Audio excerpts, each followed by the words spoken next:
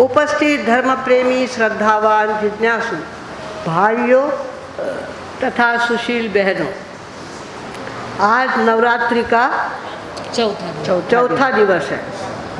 चौथा दिवस के अंदर हमारे जीवन में एक देवी होती है, लज्जा देवी। लज्जा जिंदगी का बहुत बड़ा श्रृंगार है। लज्जा जिंदगी की बहुत बड़ी शोभा है और इसके लिए कहा गया है, या देवी सर्वभूतेषु लज्जा रूपेण संस्थिता नमस्तस्यै नमस्तस्यै नमस्तस्यै नमो नमः। लज्जा रूपी शक्ति हर एक की जिंदगी में होनी चाहिए। निर्लज्ज होना निर्लज्जों का काम होता है।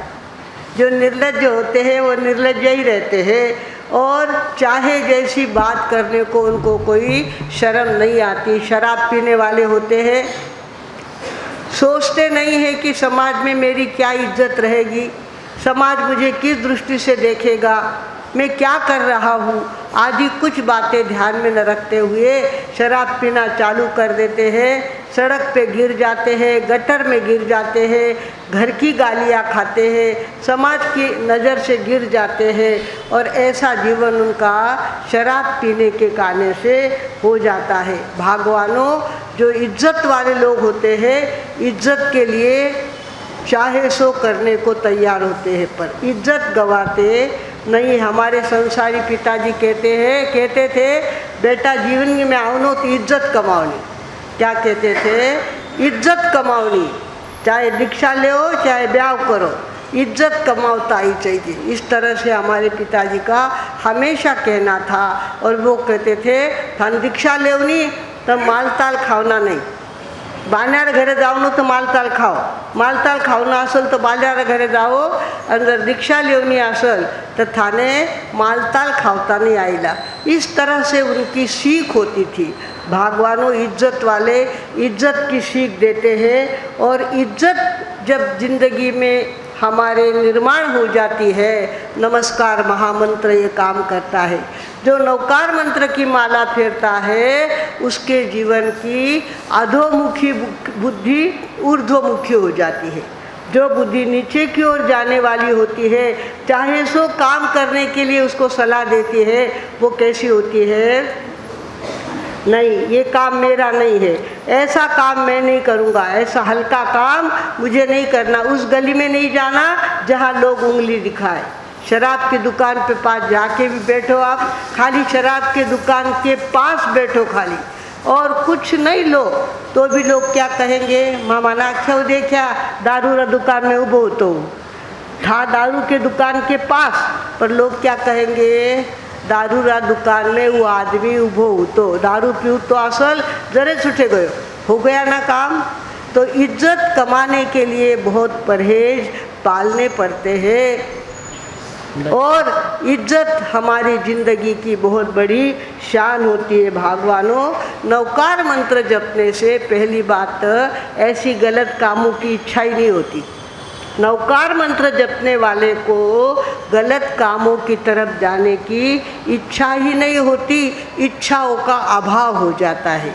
इच्छा रोकनी नहीं पड़ती, इच्छाओं का अभाव हो जाता है। देखो कितनी बातें ऐसी हैं कि हमारे मन में ही नहीं आती, हमारे जीवन में ही नहीं आती। हमको ऐसा लगता ही नहीं उस गली में जाना, उस गली की देखना शोभा, कुछ भी मन में नहीं आती। नवकार मंत्र की ये शक्ति है, वो क्या करता है? गलत इच्छाओं का अभाव कर देता है और उसके सुख दुख की व्याख्या में फर्क बढ़ जाता है। हल्के लोगों को जिन बातों में सुख मिलता है, इज्जत वाले लोगों को उन बातों को करने में दुख होता है।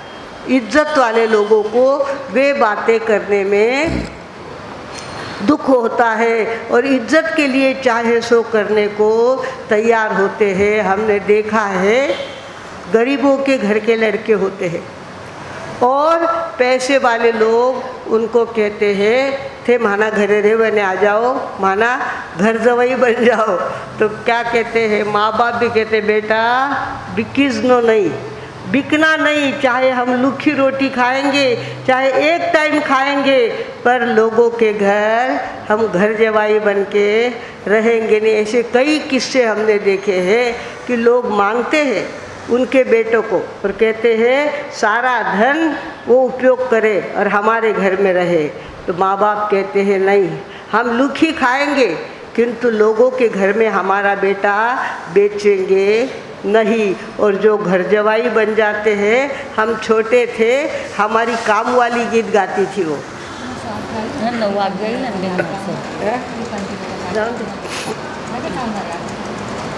तो इस तरह से हमारे यहाँ पे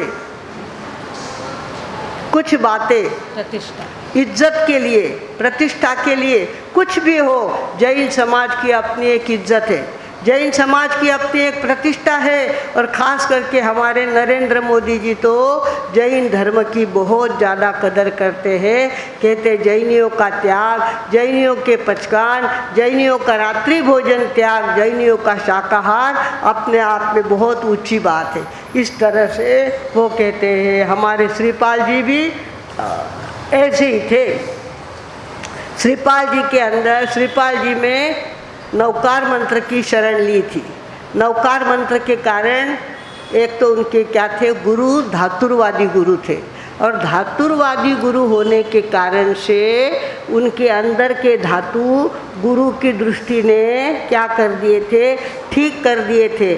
फिर जख्म दूर करना और जख्म भरना, दो बातें नवकार मंत्र ने कर दी। और देखते देखते हमारे श्रीपाल जी की काया कैसी होगी, कंचन वर्णी काया उनकी बन गई। भगवानों, उनका नियम था, चाहे दूर रहते थे वो, पर गुरुदेव के दर्शन करना उनके नेचुरल, उनके मन में ये भक्ति और भाव चालू हो गया था। उन्होंने अपने 700 जो कोढ़ी थे, 700 कोढ़ी भी इधर उधर ही रहते थे, नज़दीक में रहते थे, सबको बुलाया और नवकार मंत्र का पानी बना करके, नौका पानी में देखना और नवकार बोलते जाना, पानी में देखना और नवकार बोलते जाना, ऐसा पानी उन कोढ़ियों के ऊपर छिड़का और कोढ़ियों का कोढ़ दूर हो गया। गुरु की शक्ति काम कर रही थी, गुरु का फोकस काम कर रहा था, गुरुदेव की ऊर्जा काम कर रही थी और 700 कोढ़ियों का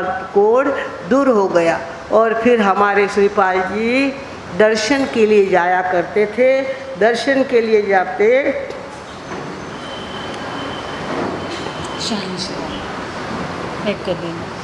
एक दिन पद पंकज मुनिवर का वंदी निज घर आता, श्रीपाल को मार्ग माही मिली आय निज माता हो, श्रीपाल नरेश्वर समर्या परमेष्टि नव पद प्रेम से, श्रीपाल नरेश्वर समर्या परमेष्टि नव पद प्रेम से। श्रीपाल जी रोज गुरु के दर्शन को जाते थे। दर्शन करके वे वापिस आ रहे थे तो उनकी माँ को भी ऐसा कहीं से समाचार मिला होगा, इस जंगल में संत विराज रहे हैं। और संतों के पास जाने के लिए कोई आमंत्रण नहीं लगता, कोई बुलावा नहीं लगता, माने तो बुलाए नहीं, माँ के कर जावा, ऐसा विषय नहीं होता। तो गुरु की, श्रीपाल जी की माता को पता चला इस जंगल में गुरुदेव विराजते हैं, तो वो दर्शन के लिए गुरु को ढूंढने के लिए आई। तो उधर से श्रीपाल जी गुरु के दर्शन करके बाहर निकल रहे थे। नवकार मंत्र का प्रभाव देखो कितना दूर तक जाता है प्रभाव। 12 साल तक जो माँ मिली नहीं थी वो गुरु के चरणों में पहुँचे और उनको क्या हो गया, माँ के दर्शन हो गए। अरे बाप रे, मेरी माँ मुझे मिल गई। जा करके दौड़ के उन्होंने माँ के क्या कर लिए, चरण छू लिए और कहा कि बेटा ये कौन है, साथ में कौन थी, मैना सुंदरी भी साथ थी। और कहा ये कौन है, कहा कि माँ ये तुम्हारी बहू है। इसके ही सारे उपकार है, इसको सब धर्म आता था, इसको सारी बातें पता थी और इसने मुझे गुरुदेव से मिलाया और गुरुदेव ने इतना काम कर दिया कि देखो मेरा शरीर कितना व्यवस्थित हो गया। इस तरह से जब मैना सुंदरी को पता चला ये मेरी सासू है, तो मैना सुंदरी भी उनके पैरों को पगे लागी, अपने भाषा में क्या कहते हैं, पगे लागी। और इस तरह से वे सारे मिले और सारे कहाँ चले गए, उसी गांव में, सेठ जी के गांव में, छोटे से गांव में गुरुदेव के दर्शन करके वे वहाँ पे चले गए। इधर मैना सुंदरी की माता जो बेहोश हो गई थी, कोढ़ी के साथ अपनी बेटी को राजा ने दे दिया, इस विचार से वो बेहोश हो गई थी। और होश में आने के बाद रूठ करके वो अपने भाई के घर, बम्बई जैसा गांव था, तो वो भाई के घर चली गई थी और भाई के यहाँ रहती थी। वो उसको पता चला यहाँ कोई मार साहब आए हैं, यहाँ कोई संत आए हैं। उसने क्या किया, अपने सारथी को कहा रथ तैयार करो, अपने को गुरु के दर्शन को जाना है। गुरु के दर्शन के लिए मैना सुंदरी की माता निकली और ये तो रोज़ दर्शन को जाते ही थे। ये दर्शन के लिए गए तो माँ ने देखा एक अच्छे पुरुष के साथ मेरी बेटी है, मैंने तो इसके लिए इतनी बीमारी ले ली, इसके लिए राजा को छोड़ दिया, अपने पैर आके बैठ गई और ये कुल खापन देखो अच्छे पुरुष के साथ हंसती खेलती जा रही है। अरे ये क्या बात है। मैना सुंदरी ने इस बात को आँखों से, माँ की आँखों से समझ लिया और जा कर के कहा कि माँ जैसा तुम समझती हो ऐसा कुछ नहीं है, ये तुम्हारे जवाई है, ये तुम्हारे सगे जवाई है और कोई दूसरे तीसरे नहीं है। ये तो नवकार मंत्र का प्रभाव है जो इस तरह से गुरु ने इनके कोढ़ को ठीक कर दिया है। अरे बाप रे, ऐसी बात है, इतनी बीमारी ठीक हो गई, ऐसे मेरे जवाई है, इतने सुंदर गोरे तो थे ही, राजकुमार तो थे ही, रोग लग गया था इसके लिए ऐसे हो गए थे। एकदम से राजबिंडा उनका शरीर दिखा और माँ धन्य धन्य हो गई। घर आकर अपने भाई को कहा, भाई का नाम पुण्यपाल था। पुण्यपाल राजा के पास, वो भी राजा था, और उसके पास आकर के उसने कहा, अरे अब तुम्हारी भांजी तो राज कर रही है और ऐसा सुंदर वो कोढ़ी आदमी इतना बढ़िया बन गया है कि देखते ही बनता है, आप तो एक बार देख के ही आओ। भाई ने कहा देख के नहीं, लेके आऊँगा, मेरी भांजी को मेरे घर लेके आऊँगा। और भाई रथ पे चढ़कर कहाँ चले गए, उस गांव में गए और जाने के बाद कहा कि भांजी, मेरी भांजी हो तुम, मैं तुम्हारे मामा हूँ और तुम्हें यहाँ नहीं रहने दूंगा। ऐसे छोटे गांव में, छोटे घर में रहने का तुम्हारा भाग नहीं है, तुम चलो अपने घर। मान मनवार के साथ अपने भांजी जवाई को और भांजी को लेकर कहाँ गए, उसी नगरी के अंदर। कौन सी नगरी थी? उज्जैनी नगरी। उज्जैनी नगरी। उज्जैनी नगरी बहुत, उज्जैनी यानी श्रेष्ठ, ज़्यादा से ज़्यादा जैन जहाँ पे रहते थे उसका नाम उज्जैनी नगरी था। उज्जैनी नगरी में वे लोग आ गए और मामा ने क्या कर दिया, उनको तीसरी मंजिल पे झूला टांग दिया और कहा यहाँ लहर करो, ठंडी हवा, ठंडा प्रकाश, इसका आनंद लो, खाओ पियो और मौज करो। अब ये दोनों कहाँ रहते थे? तीसरी मंजिल पे। मैना सुंदरी और श्रीपाल ये वहाँ रहते थे और झूला झूलते हुए वो आनंद ले रहे थे। तो उधर क्या हो गया, राजा जंगल की सैर करने गया था। मैना सुंदरी के पिताजी कहाँ गए थे? जंगल की सैर करने गए थे और वापस जब लौटे तो उन्होंने देखा मैना सुंदरी यहाँ बैठी है, झूले पे बैठी है और किसी पराये पुरुष के साथ बैठी है। मैंने तो कोढ़ी के साथ दी थी इसको और ये पराये पुरुष के साथ कैसे बैठ सकती है। अब दूसरी मंजिल पे उनका साला खड़ा था, पुण्यपाल राजा खड़े थे दूसरे मंजिल पे। उन्होंने देखा कि बेनोई साहब की आंखें लाल लाल हो गई है, गुस्से से भर गई है। उन्होंने उल्टा सोच लिया है मेरे जैसा। नीचे उतर के आए और कहा, बेनोई साहब ये और दूसरा तीसरा कोई नहीं, जिसके साथ तुमने मैना सुंदरी को परिणाया था वही ये आदमी है, इसका नाम श्रीपाल है। और नवकार मंत्र के प्रभाव से ये ठीक हुआ है, इनको गुरु मिल गए, धातुरवादी गुरु मिल गए और देखते देखते इनकी बीमारी ठीक हो गई। वही ये है, दूसरे तीसरे कोई नहीं है। मैना सुंदरी का संकल्प था, उदय पश्चिम हो सूरज, चाहे हिमाचल ढल जाए, मगर ये मुमकिन नहीं कि मेरा निश्चय कभी बदल जाए। दूसरे पुरुष के साथ फूटी आँख से भी नहीं देखूंगी मैं। और बात क्या है, उसका तो इतना, वो सती सावित्री है, उसने ऐसा काम नहीं किया है। जिसके साथ तुमने भेजा था वही ये हमारे दामाद है। और राजा को जब पता चला कि मेरे दामाद इतने सुंदर, इतने गोरे, इतने ऊंचे पूरे ऐसे मुझे नज़र आ रहे हैं, मैं लोगों मेरे साले के घर मेरी बेटी जवाई को क्यों रखूँगा?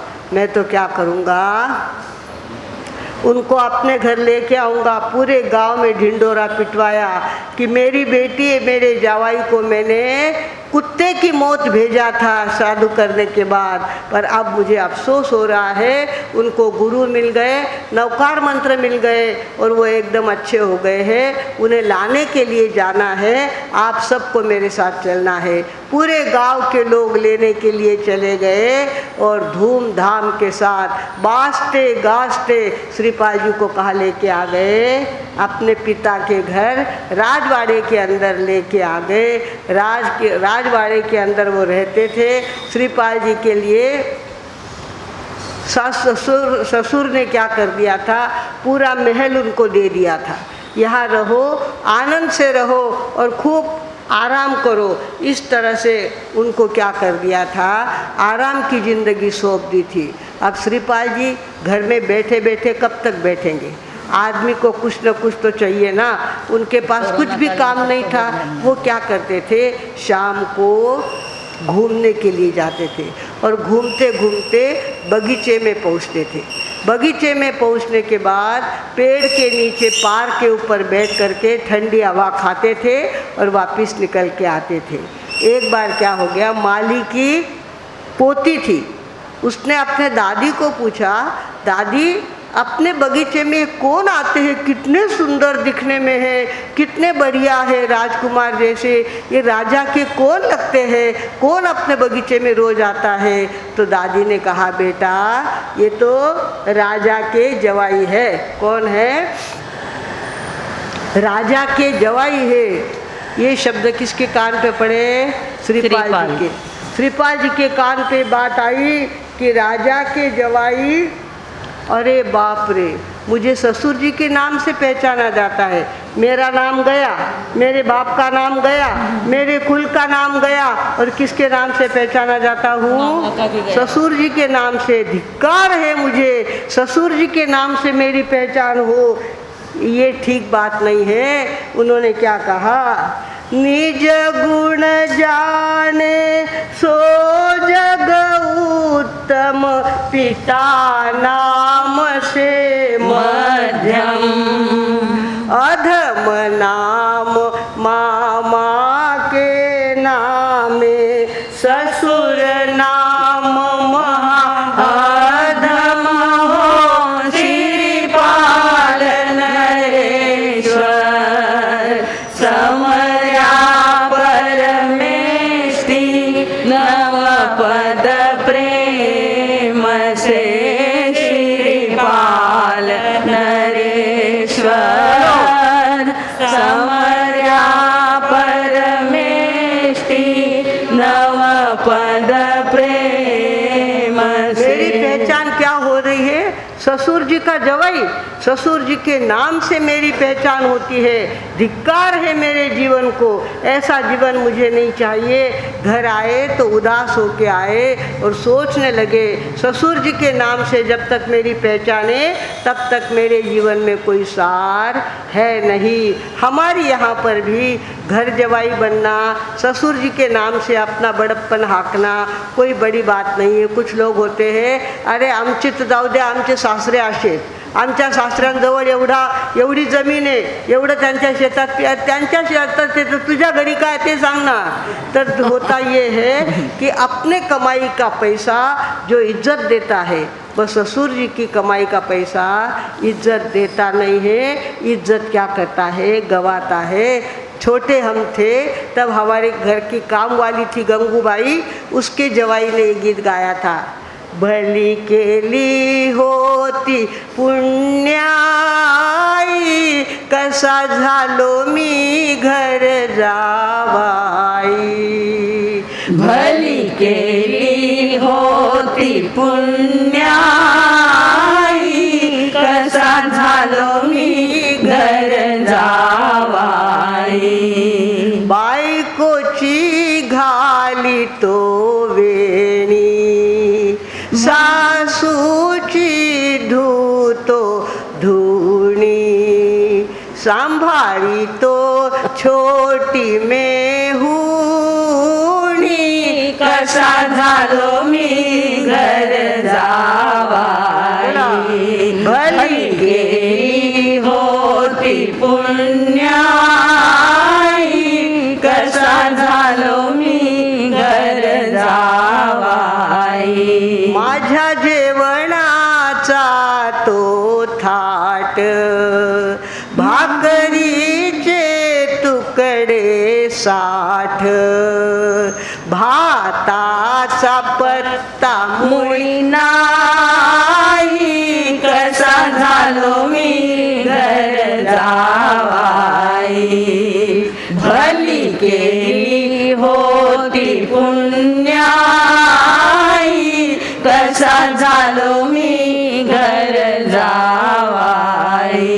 माझ्या निजण्याचा तो थाट, मांडिली मोडकी खाट, घोंगडीच फाटक रक्त, उशीचा पत्ता मुळी नाही, कसा झालो मी घर जावाई. भली केली होती पुण्याई, कसा झालो मी घर जावाई. बायको दिधली मज सासूनी, फुटकी ते का डोळ्याने, अंगाने जाडी लठ्ठ, रंगाने काळी कूट, कसा झालो मी घर जावाई. भली केली होती पुण्याई, कसा झालो मी घर जावाई. भली केली होती पुण्याई, कसा झालो मी घर जावाई. इसके लिए अपने यहाँ पर पहले तो 4 साखें देखते हैं, 4 नहीं तो कम से कम 2 तो साख देखते हैं, ताकि जवाई दूर का हो, जवाई नज़दीक का ना हो. अब बाकी जातियों में तो खाली माँ का दूध डालते हैं, बाकी तो सब उनको चलता है, काका की बेटी चलती है, मामा की बेटी चलती है, सब चलती है. पर आप लोगों के पास कम से कम 2 साखें तो टलनी ही चाहिए. 4 साखें टले तो बहुत अच्छी बात है. इस तरह से कहते हैं दूर जवाई फूल बराबर, दूर जवाई फूल बराबर, गाँव जवाई आधो. गावरा गाँव में भी नको, थोड़ा लंबा. इस तरह से क्या करते हैं, दूर जवाई फूल बराबर, गाँव जवाई आधो, घर जवाई गधा बराबर. घर जवाई गधा बराबर, चाहे जितना लादो. चाहे पाहुणा वो लेने आए जो पाहुणा वो लेने आए, पाहुणा तैयार है, पाहुणा हाथाखाली आएच गए। इस तरह से हमारी यहाँ पर इज्जत को संभालने के लिए कितने कितने परहेज पाले गए हैं भगवानों। हमारी यहाँ इज्जत का बड़ा महत्व है। इज्जत के साथ रहना अपने आप में एक शान बताई गई है। हम समाज में जाए, लोग इज्जत की नज़र से हमको देखें, बेइज्जत की नज़र से ना देखे। हम चाहे जहाँ चाहे जो खा ले, चाहे जिसके घर में चाहे जितनी देर जाके बैठ जाए, तो इज्जत के क्या हो जाता है, बोरिया बच जाता है। बार बार एक घर में जाना भी समाज के आँखों में आए बिना नहीं रहता। एक घर में भी बार बार नहीं जाना, इज्जत के बिना कोई चीज़ मुंह में नहीं डालना अपने आप में एक परहेज है और वो संभालना बहुत ज़रूरी है। आज हमारी देवी, चौथी देवी का नाम क्या है? लज्जा। लज्जा। लज्जा या देवी सर्वभूतेषु लज्जा रूपेण संस्थिता। नमस्तस्यै नमस्तस्यै नमस्तस्यै नमो नमः। हमारे श्रीपाल जी ने देखा कि मेरी पहचान उज्जैनी नगरी में माली लोग क्या दे रहे हैं, ये राजा का जवाई है। अरे बाप रे, गए काम से, मेरा नाम गया, मेरे बाप का नाम गया, मेरा कुल का नाम गया और ससुर जी के नाम से मैं पहचाना जाता हूँ। ये ठीक बात नहीं है, मुझे कुछ करना चाहिए। और उन्होंने वो उदास होकर के घर लौटे। श्रीपाल जी ने देखा, श्रीपाल जी का चेहरा उदास देखा तो मैना सुंदरी ने पूछा, किसी ने कुछ कहा क्या आपको? किसी ने कोई आपका इंसल्ट किया है क्या? आपका चेहरा इतना क्यों उतरा है? क्या बात है, मुझे कहो। उसने कहा किसी ने कुछ नहीं कहा, सारे इज्जत देते हैं, किंतु आज माली ने मेरा परिचय दिया, ये राजा के जवाई है। माली की माँ ने, मतलब उस लड़की की दादी ने ये परिचय दिया कि राजा के जवाई है। जब तक मैं अपनी कमाई नहीं करूँ तब तक मेरा खाना पीना सोना सब बेकार है। मुझे अपनी कमाई करनी है, अपने बलबूते पर बड़ा बनना है। इस तरह से उनके मन में शौक आया और उसने कहा कि अब मुझे, हे प्यारी कहे राज जवाई, सब सुविधा मुझताई। पिता वंश को कोई न जाने, वजह खास है याही हो। श्रीपाल नरेश्वर समया परमेशी, नव पद प्रेम से। श्रीपाल नरेश्वर समया परमेशी, नव पद प्रेम से। श्रीपाल जी ने कहा वो शब्द, बड़ों को शब्द ही बहुत बड़ी बात होती है, शब्दों का बहुत बड़ा असर मन पे हुआ करता है। श्रीपाल जी ने कहा मैं तो अपनी कमाई के लिए जाऊंगा, अपने भाग्य में क्या लिखा है ये मुझे देखना है। मेरे नवकार मंत्र ने मुझे बहुत बड़ी हिम्मत दे दी है और अब मैं राजा के घर का जवाई बन के नहीं रह सकता, मुझे जाना है। तो मैना सुंदरी ने कहा आप जाओ तो मुझे भी साथ लेके जाओ, जैसे राम के साथ सीता गई ऐसे मैं भी आपके साथ आऊँगी। श्रीपाल जी ने कहा ये नहीं हो सकता, मुझे अपने बल पर कमाई करनी है। राजा की बेटी साथ में है, इसके लिए लोग मुझे पूछे ये मुझे पसंद नहीं है, मैं तो अपने बलबूते पे जाऊंगा। इस तरह से श्रीपाल जी ने संकल्प किया है। आगे अब देखिए कैसे अपनी वो कमाई करते हैं और कैसे नवकार मंत्र उनके जीवन में फलता और फूलता है, ये तो सुनने से पता चलेगा। भगवानों हमारे नवकार मंत्र की बहुत शक्ति है, कई कलियों को खिलाकर कमल खिलता है, ऐसे नवकार मंत्र आदमी के जीवन को खिलाता है, आदमी के जीव को बढ़ाता है, आदमी के जीवन में भाग्य की बरसात करता है। कैसे बरसात हमारे श्रीपाल जी के जीवन में हुई ये पता चलेगा। हमारे श्रीपाल जी ने 9 दिन अम्बिल किए थे, गुरुदेव की दया से, गुरुदेव की प्रेरणा से 9 दिन आम्बिल उन्होंने किए थे। हमारे आंगन में भी आम्बिल के दिन आ रहे। कल 12 तारीख है ना? परसों 12 तारीख है। मधुस्मिता जी का जन्मदिन भी है और परसों के 12 तारीख निमित्त से आज का रक्तदान शिविर भी है। नीचे रक्तदान शिविर की योजना हमारे संघ ने की है। भागवानों, हमें आम्बिल भी करने हैं, रक्तदान में अपना हिस्सा भी बटाना है। सारी कामें करने के ये सुंदर दिन आए हैं। इसके अंदर हम अपनी तरफ से रक्तदान करेंगे, अपनी तरफ से आम्बिल करेंगे और आम्बिल करके देखो आपको कैसा अनुभव आता है। इतने दिन घी और तेल खाने से पेट में कचरा इकट्ठा हो गया होगा, तो वो कचरा निकालने का काम हमारा आम्बिल करता है। लूखा सूखा भोजन खाने से आजू बाजू में पड़ा हुआ सारा कचरा आम्बिल से निकल जाता है और भूख लगी है तो 2 रोटी खाने को भी मिल जाती है। दोनों तरफ से फायदा होता है। तो ये हमारे भगवान के रास्ते बड़े उत्तम रास्ते हैं, बड़े श्रेष्ठ रास्ते हैं। तो सबको आम्बिल के दिनों में आम्बिल पचकना ये भी ध्यान रखना है। हम लोग अभी तो अपने यहाँ पे क्या चल रहा है, लॉकडाउन का खुल गए अभी मौसम चल रहा है, लॉकडाउन उठा है, किंतु फिर भी उपस्थिति अपनी वैसी की वैसी है। हमारे तो हजारों लोगों की उपस्थिति रहती थी। वह पहले दिन मालेगांव के अंदर सारे लाड सिक्के वानी आते थे और पहले दिन 600 आम्बिल हुए। पहले दिन कितने हुए? 600 आम्बिल हुए। लोगों को परोसने के लिए ठेला गाड़ी रखी थी। साग का भगोना उसके ऊपर रख देना, रोटियां उसके ऊपर रख देना, ऐसे गाड़ा चलाते चलाते लोगों को परोसने जाना। इस तरह से पहले दिन 600 और आखिरी दिन 1800 आम्बिल मालेगांव में हुए थे।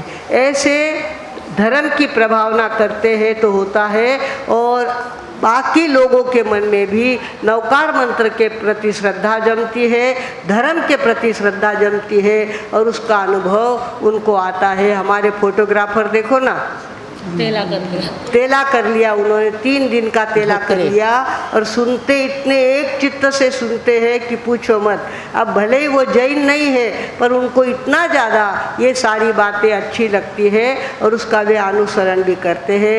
भागवानों, परसों आपको आम्बिल का संकल्प करना है और आज आपको रक्तदान गीत आपको क्या करना है, आज रक्तदान अपनी तरफ से रक्तदान भी करना है। धुलिया के अंदर रक्तदान शिविर हुआ था, उस समय हमने गीत बनाया था।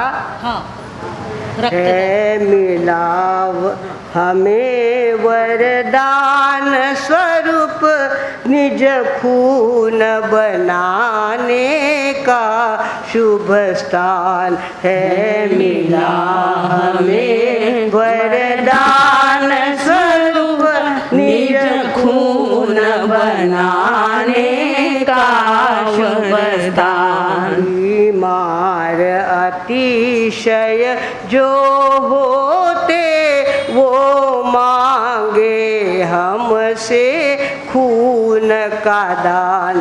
बीमार अतिशय जो होते वो मांगे हमसे खून का दान। जो बाल बढ़े कट कट करके, जो बाल बड़े कट कट करके, जो वृक्ष बढ़े छट छट करके, जो वृक्ष बड़े छट छट करके, यूं खून भी बढ़ता दे दे कर देने का पाए हम सम्मान। क्यों खून भी बढ़ता दे दे कर देने का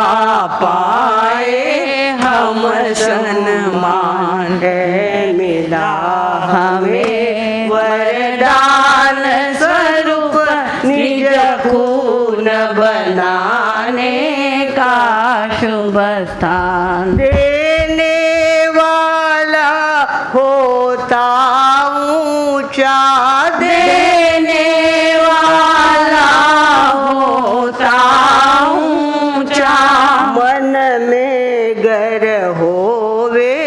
ऊंचे भाव, मन में गर होवे ऊंचे भाव। पीड़ित जन को जो जान मिले तो हम भी उस पर हो कुर्बान। पीड़ित जन को जो जान मिले तो हम भी उस पर हो कुर्बान। है मिला हमें वरदान स्वरूप निज खून बनाने का शुभ स्थान। आओ सब मिल संकल्प करे, आओ सब मिल संकल्प करे, शुभ भावों का गोदाम भरे, शुभ भावों का गोदाम भरे। यह दान करस करन से नहीं डरे, यह खुश होंगे हम सब पर भगवान। यह दान करन से नहीं डरे, खुश होंगे हम सब पर भगवान। है मिला हमें वरदान स्वरूप निज खून बनाने का शुभ स्थान। बीमार अतिशय जो होते वे मांगे हमसे खून का दान। वे मांगे हमसे खून का दान। खून किसी फैक्ट्री में नहीं बनता, कोई ऐसी फैक्ट्री नहीं जहाँ खून बनाने का काम हो सकता है। खाली हमारा शरीर ही ऐसा है कि जहाँ इधर से रोटी खाओ और उधर खून भरे। इस तरह से हमारा शरीर खून बनाने की फैक्ट्री है। हमारे यहाँ खून बनता है और हमारा खून जो अतिशय बीमार हो जाते हैं, जिनका HB 4 हो जाता है, जिनका HB 5 हो जाता है, वे कहते हैं, डॉक्टर कहते हैं इनको तो खून की बोतल चढ़ानी पड़ेगी तो आगे की दवाई काम करेगी। ऐसे लोग खून मांगते हैं हमसे और खून का स्टॉक होगा तब देंगे ना। खून का स्टॉक ही ख़त्म हो जाए तो खून देने वाले देंगे कैसे? हमको चाहिए कि हम भी समय आने पर अपना खून देने से आगे पीछे नहीं देखें, अपना खून दे कर के देखें। सप्ताह भर में वापिस दिया हुआ खून तो आपका जैसा कि वैसा हो जाता है। बहनें भी रक्तदान करें। बहनों को भी चाहिए कि वे रक्तदान करें। महाराष्ट्रियन बहनें देखो किस तरह से जाती है और अपना खून दे के आती है। हमें भी चाहिए हम अपने खून का दान करना सीखे। इतने चिक्कू मारवाड़ी नहीं बने कि नहीं भाई आप लोग ही क्या नहीं दे वहाँ पे, ऐसा नहीं। हमें भी चाहिए हम खून दे के देखे, अनुभव लेके देखे। खून दिया था सप्ताह भर में वापिस भरपाई हो गई, ऐसा आप अनुभव करेंगे। भगवानों आपके संघ ने 12/10 के पूर्व में खून का दान देने का एक सुंदर आयोजन किया है। नीचे सारी व्यवस्था तैयार है, आप जा कर के अपना खून अवश्य देंगे। इसी विश्वास के साथ अब मैं विराम लेती हूँ। ओम शांति।